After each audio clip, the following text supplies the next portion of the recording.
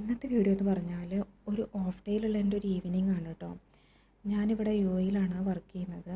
അപ്പോൾ ഇന്ന് ഓഫാണ്. അപ്പോൾ ഇന്ന് ഈവനിങ് അസർ നിസ്കാരമൊക്കെ കഴിഞ്ഞ് ഞാനൊരു ബീച്ചിലോട്ട് ഇങ്ങനെ ഇറങ്ങിയായിരുന്നു. കുറച്ച് നേരം അവിടെ ഇങ്ങനെ സ്പെൻഡ് ചെയ്തു. അത് കഴിഞ്ഞിട്ട് പിന്നെ മഗ്‌രിബ് ആകുമ്പോഴേക്കും വീട്ടിലെത്തി നിസ്കാരമൊക്കെ കഴിഞ്ഞു. കുറച്ച് നേരം ഇരുന്ന് ഖുർആൻ ഓതി.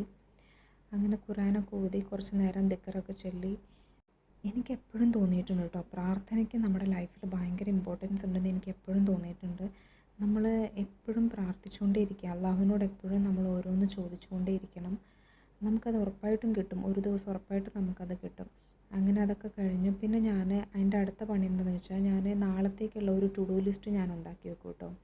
എന്തൊക്കെയാണ് നാളത്തെ ഇമ്പോർട്ടൻ്റ് ആയിട്ട് ഞാൻ ചെയ്യേണ്ട കാര്യങ്ങൾ എന്നൊക്കെ ഉള്ളത് ഞാൻ എല്ലാ ദിവസവും രാത്രി എഴുതി വെക്കാറുണ്ട്. അങ്ങനെ അതൊക്കെ ഞാൻ എഴുതി. അത് കഴിഞ്ഞിട്ട് പിന്നെ ഞാൻ എന്താ ചെയ്യുകയെന്ന് വെച്ചിട്ടുണ്ടെങ്കിൽ കുറച്ച് റീഡ് ചെയ്യാറുണ്ട്. എനിക്ക് ബുക്ക്സ് റീഡ് ചെയ്യാൻ ഭയങ്കര ഇഷ്ടമാണ്.